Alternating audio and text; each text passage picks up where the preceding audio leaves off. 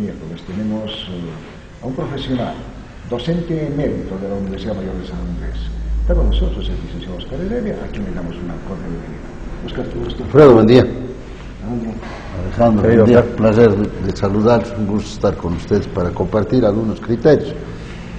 Bueno, lo que sucede acá, Oscar, es que ya en una anterior oportunidad hemos visto con mucha preocupación el tema de la chiquitanía, los focos de calor que se han detectado en todo el país, el decreto o la ley 741, el decreto 3973, la asamblea de la proximidad que terminó precisamente en la noche de ayer, es decir, con importantes decisiones, tales así, de que habrá suspensión, ha pedido la asamblea de la proximidad, suspensión de todo acto cívico para el próximo 24 de septiembre, es decir, hay temas que deben ser preocupaciones de todos nosotros porque esto va a tener repercusiones en el tema económico. Sí, en realidad yo creo que el tema último de los lamentables hechos, ¿no? Lógicamente va a afectar a nuestra economía de una manera o de otra, ¿cierto? Ya se ha hablado de la pérdida de madera, se ha hablado de frutas, de producción de miel, etcétera, etcétera. Y la propia economía, ¿no? Dentro del propio sector que tiene este tipo de hechos que en realidad podían haberse evitado si hubiéramos tenido una mirada más proactiva que reactiva, ¿no?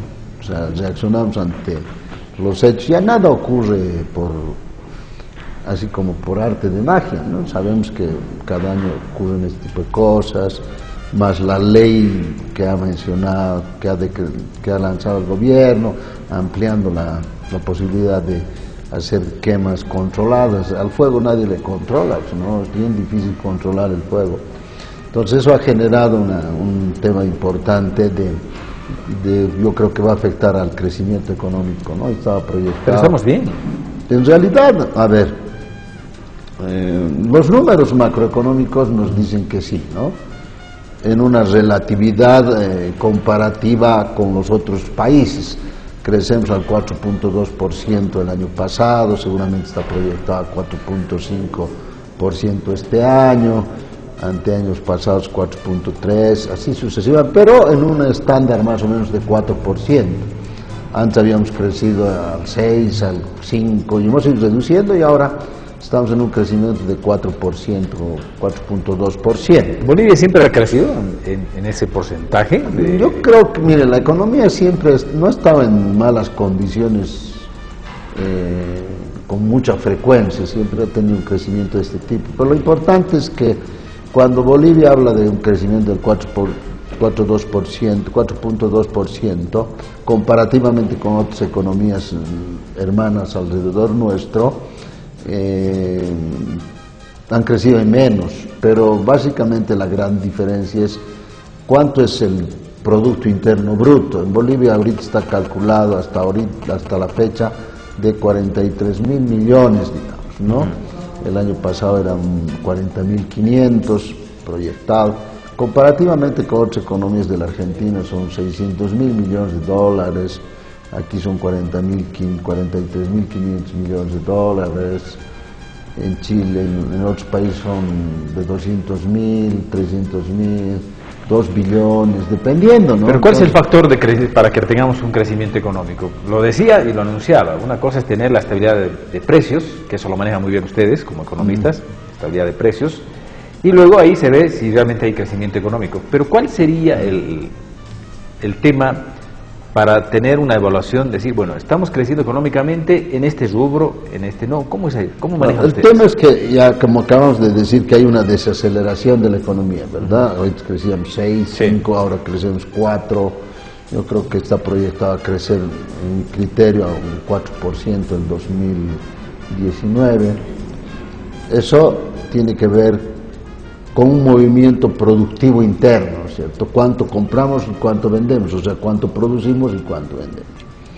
Sin embargo, en estos últimos tiempos nos estamos dando cuenta que hay un déficit comercial, por ejemplo, hasta la fecha en este año es más o menos de 600 millones de dólares. que ha crecido mucho más que a esta misma fecha el año pasado. Quiere decir que estamos importando más cosas que de lo que estamos exportando. Entonces la brecha ya se está achicando, ¿no? Entonces, diré, se está ampliando en realidad.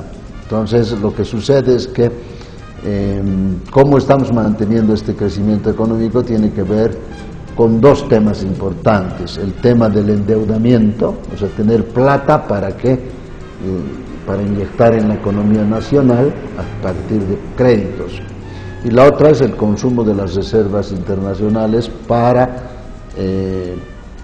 generar créditos también internos para poder pagar las importaciones, ¿no? Y lógicamente inyectar dinero a la economía. Eso significa en estos tiempos, comparativamente, que hace el 2014, 2012, 2013, 14, más o menos el Producto Interno Bruto era unos de 33.000 millones de dólares. ¿Qué modelo es ese? Eso significa, significa que nosotros teníamos en esos tiempos una reserva internacional de 15.000 millones, o sea, más o menos más allá de un 50%, 51%. Hoy tenemos unas reservas internacionales, ya decía Alfredo, se va a proyectar de aquí a pocos años a 1.000 millones. Hoy día estamos en 8.000 millones, o sea, se ha reducido casi 7.000 y pico millones de dólares en tan poco tiempo para sostener el gasto público y las inversiones. Las inversiones, en el sentido de que son inversiones, en este caso, muchas sociales y pocas productivas. Quiere decir que nos estamos consumiendo nuestros ahorros, pero además nos estamos endeudando. ¿Esto por qué? Porque básicamente ya no entra dinero a Bolivia de la magnitud que entraba antes. ¿Esto qué quiere decir? De que antes teníamos la posibilidad de exportar gas en buena cantidad, en buen precio, y teníamos gas. Hoy el precio ha bajado, no digamos ha bajado de 120, de 115 dólares el barril del precio del petróleo a 58 ahora, no se fluctúa. En algún momento ha bajado a 20, pero ahora debe estar más o menos en lo que tú dices, sí, ¿no? Eso hace que Bolivia era, ya lo que tú dices, nos sosteníamos con la exportación de materias primas, casi siempre. Antes teníamos el estaño, la plata, el estaño, petróleo, minerales, y ahora el gas, ¿no? Y pronto seguramente con la esperanza de que el litio nos pueda salvar la vida económica. Eso significa que el gobierno ha perdido la oportunidad de hacer inversiones en la industrialización. Ayer veía una industrialización de clavos en Potosí, ¿no? Que no está mal, pero podríamos haber hecho mejores cosas.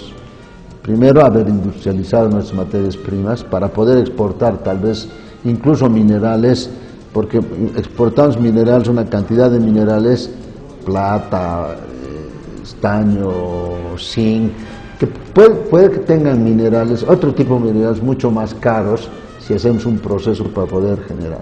De repente, como en el gas también les vendíamos, ¿no? Tenía otros elementos que eran importantes para las actividades productivas en otros países.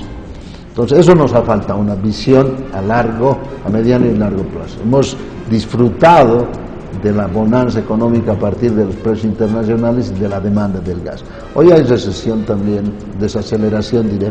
Hay una desaceleración en nuestra economía, hay una desaceleración en algunas economías mundiales que demandan materias primas, ¿cierto? Ya no producen tanto, entonces eso es lo que ha afectado. O sea, pero además el gasto ineficiente de esos recursos por el gobierno.